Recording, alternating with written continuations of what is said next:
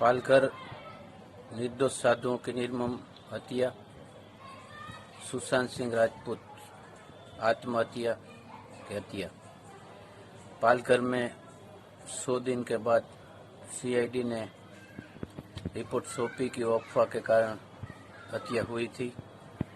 तो हत्या करने का एक आसान मार्ग मिल गया है अपराधियों को। कोई सच्चाई के खिलाफ आवाज उठाएगा, कोई किसी के राह में रोड़ा बनेगा तो 100-200 लोग आएंगे और बच्चा चोर या चोर चोर करके अफवाह उड़ाएंगे और हत्या कर देंगे, और हत्या अफवाह मानकर फाइल बंद हो जाएगी। सुशांत सिंह राजपूत इतना बड़ा स्टार, आज 50-55 दिन होने के बावजूद भी उसका एफआईआर भी नहीं लिखा जा रहा है। पालकर में पूरे देश से साधु समाज ने सीबीआई जांच की मांग की। रिपब्लिक भारत ने भी 100 दिन तक सीबीआई जांच के लिए मुहिम चलाई, फिर भी कुछ नहीं हुआ। सुशांत केस में पूरे विश्व से सीबीआई जांच की मांग उठ रही है, अभी तक एफआईआर भी लिखी नहीं गई है। हर रोज मर्डर हो रहे हैं, बलात्कार हो रहे हैं। मीडिया 24 घंटे यही ढूंढने में पड़ा है कि कहाँ मर्डर हुआ, कहाँ बलात्कार हुआ, क्योंकि हम सब लोग तैयार बैठे हैं टीवी पर देखने के लिए। मीडिया के लिए ये मसाला है। ऐसे न्यूज़ दिखाने से पूरा देश देखता है तो उनको करोड़ों रुपए मिलते हैं, और देश भी आतुर रहता है कि कल जिसका मर्डर हो गया, आज फिर से नया मर्डर किसका हुआ, यह सब देखने में आतुर है। पर क्या हम लोगों को यह नहीं सोचना चाहिए कि इतने मर्डर हो रहे हैं, उसमें कहीं हमारा भी मर्डर हो सकता है, हमारी भी माँ बहन बेटियों की इज्जत कभी लूटी जा सकती है। हम इतने आश्वस्त हो कैसे सकते हैं कि हमारे साथ यह नहीं होगा।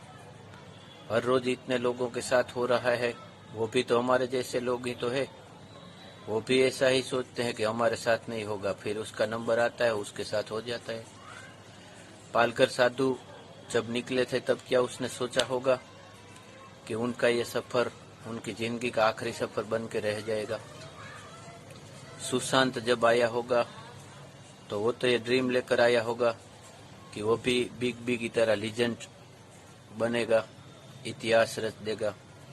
उसको पता था कि उसकी नैया मझधार में ही डुबो दी जाएगी। सोचने की बात है और शर्मजनक बात भी है कि हमारे देश के तथाकथित ज्ञानी और टीचर्स यह पढ़ाते हैं कि समाज में अत्याचार तभी बढ़ता है जब अत्याचार सहने वाले बढ़ जाते हैं। तो ये सब समझाते हैं, फिर अत्याचार क्यों सहते हैं। सबसे पहले तो ऐसा ज्ञान देने वाले लोगों को ही आगे आना चाहिए। अत्याचार सहने वाले बढ़ गए हैं, इसलिए अत्याचार करने वाले बढ़ गए हैं। तो ये सब हत्याएं हो रही है, इसके लिए जिम्मेदार सरकार है, कानून है, कौन है? इसके लिए सबसे ज़्यादा जिम्मेदार तो हम सब है, क्योंकि कहीं भी हम में से किसी को भी 50-100 लोग आएंगे, मारकर चले जाएंगे।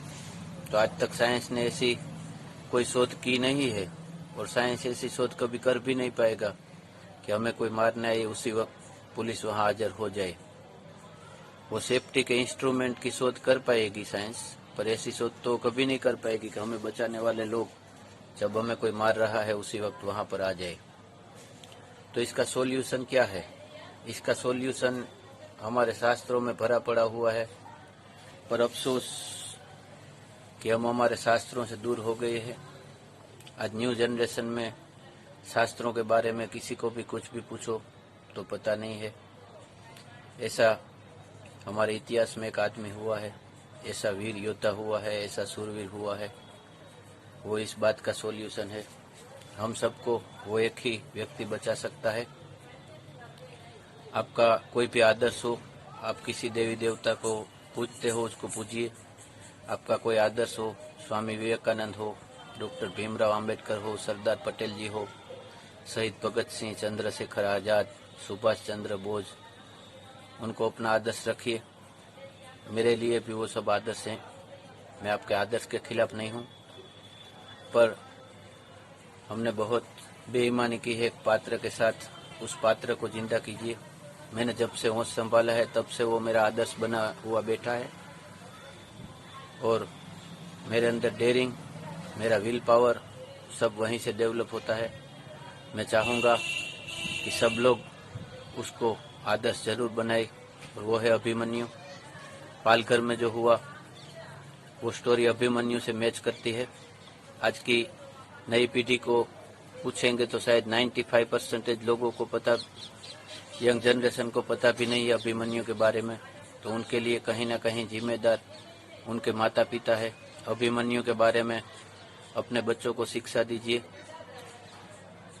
टीचर्स ये कहते हैं कि स्कूल में सिर्फ अकबर बाबर का आता है किताब में, तो स्कूल में आप अकबर बाबर पढ़ाइए, बच्चों को समझाइए कि परीक्षा में ये सब पूछा जाएगा एग्जाम में। पर उसके अलावा जो बुक में नहीं लिखा वो भी शिवाजी, महाराणा प्रताप, अभिमन्यु के बारे में सभी टीचरों को स्कूल में थोड़ा थोड़ा वो भी पढ़ाना चाहिए, भले ही किताब में ना लिखा हो। सभी माता पिता को अभिमन्यु के बारे में अपने बच्चों को पढ़ाना चाहिए। अभिमन्यु एक ऐसा पात्र है जो छल से मारा गया। जिस तरह से पालघर में हत्या हुई, वो कैसे लोगों से घिरा था। गुरु द्रोण जो 1000 आदमी के बराबर अकेला था, कर्ण जो 1000 आदमी के बराबर अकेला था, ऐसे महान योद्धाओं ने उन्हें घेर लिया था। उसकी जगह अगर हम में से कोई होता तो सरेंडर कर देता कि आप लोगों के सामने मेरा कुछ मुकाबला नहीं, मैं सरेंडर करता हूँ, आपको मुझे मारना है तो मारिए, छोड़ना है तो छोड़ दीजिए। पर उसने ये नहीं किया। उसने सबकी आंख में आंख डाल के बात की और कहा कि मैं अंतिम सांस तक लड़ूंगा, और इस तरह से लड़ा कि सभी के दांत खट्टे कर दिए, सभी के पसीने छुड़ा दिए, और अंतिम सांस तक लड़ता रहा। और मरते मरते भी विरोधियों के मुंह पर थूकता गया, और रावड़ी राठौड़ की तरह एक सुंदर सी मुस्कान छोड़ के उसने देह त्याग किया और वीर गति को प्राप्त हुआ। ऐसा वीर हमारे अंदर, हमारे दिल में हमें पैदा करना है। हर एक व्यक्ति अपने अंदर अभिमन्यु को जिंदा करे। भगवान ना करे कि कभी हम हमारे किसी के साथ ये हो, मगर हो तो सकता है। मेरी आंखों में आंखें डालकर बताइए कि अगर कभी भी किसी के साथ ऐसा हुआ तो आप सेल्फ डिफेंस का हमें जो अधिकार मिला है कानून के अंदर वो उपयोग करेंगे। पालघर में हम सब ने ये वीडियो देखा है। उसमें एक 70 साल के साधु है, वो वृद्ध है, पर जो उसके साथ दूसरे साधु थे वो शायद 40 साल के थे, और उसके ड्राइवर थे वो भी शायद 40 साल के थे। मेरा ये मानना है कि वो अगर उन लोगों से लाठियां छीनते और अपनी जान बचाने के लिए उनको भी मारते तो शायद 2-5 लोगों को उसने भी मारा होता और उसका बहुत बड़ा असर होता। फिर जो अटैक करेंगे वो सोचेंगे कि अब ये लोग सामने मारते भी हैं, 5-10 लोगों को मारते हैं, तो मरने वाला मारने वाले से हमेशा ही खतरनाक हो जाता है। एक कुत्ता होता है, वो बिल्ली से 10 गुना ताकतवर होता है। वो बिल्ली के पीछे भागता है।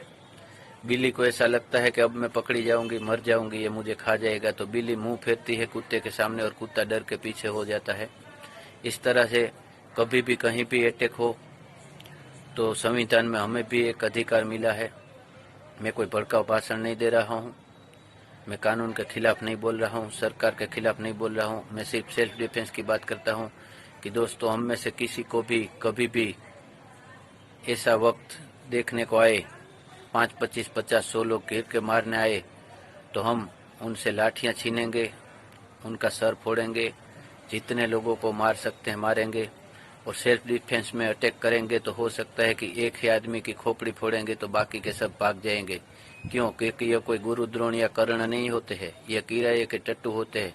जहाँ तक मेरा मानना होता है, ये लोग जो मारने आते हैं वो तो अनजान लोग को मारने आते हैं। ये साधुओं को जो मारने आया उन्होंने तो साधुओं को पहले देखा भी नहीं था, तो उनकी उनसे क्या दुश्मनी होगी।